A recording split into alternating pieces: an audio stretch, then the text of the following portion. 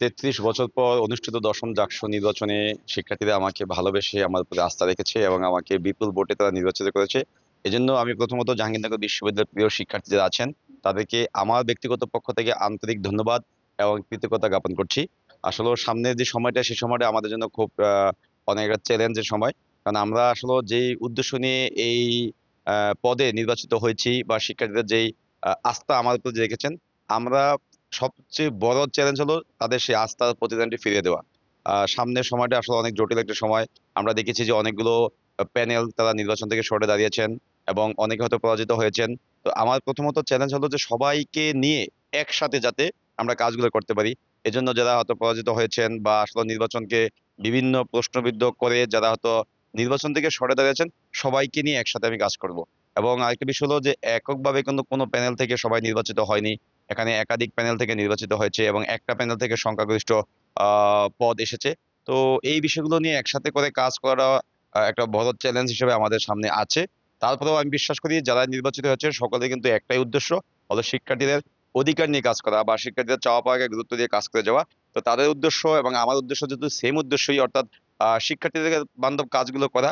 তো আমি মনে করি আমাদের এই কাজ করতে গিয়ে কোনো সমস্যার সম্মুখীন হব না এবং প্রশাসন বা অন্যান্য যারা আছেন সকলেই যার, যার জায়গা থেকে যদি আমাদের সহযোগিতা করেন, তাহলে আমরা আমাদের আ যে কমিটমেন্ট এর ভিত্তিতে এখানে এসেছি, আমরা সেই কমিটমেন্ট গুলো রাখতে পারব। আমি ১ম কাজ করতে চাই সেটা হলো যে এই ক্যাম্পাসকে আ সম্পূর্ণ নিরাপদ এবং একটি শিক্ষার্থী বান্ধব ক্যাম্পাস হিসেবে গড়ে তুলতে চাই। পাশাপাশি এই ক্যাম্পাস থেকে আমরা সকল প্রকার যে দলীয় লেজুর-ভিত্তিক রাজনীতির চর্চা অতীতে ছিল, সেই চর্চাগুলো বন্ধ করতে চাই। কেননা আমরা অতীতে দেখেছি যে এই যে দলীয় লেজুর-ভিত্তিক রাজনীতির চর্চা, এই চর্চার ফলেই কিন্তু এত বছর জাকসু বন্ধ ছিল।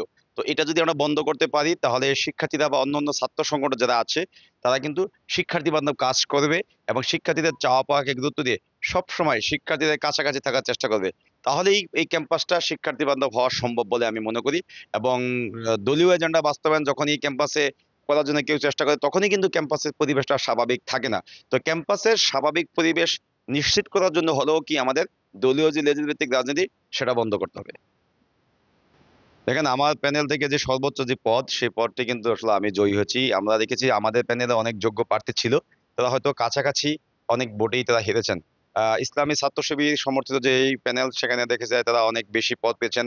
আ আমরা দেখেছি প্রচুর সংখ্যক স্বতন্ত্র যে প্রার্থী আছে, তারা ওই এক পদে যে একাধিক স্বতন্ত্র প্রার্থী ছিল।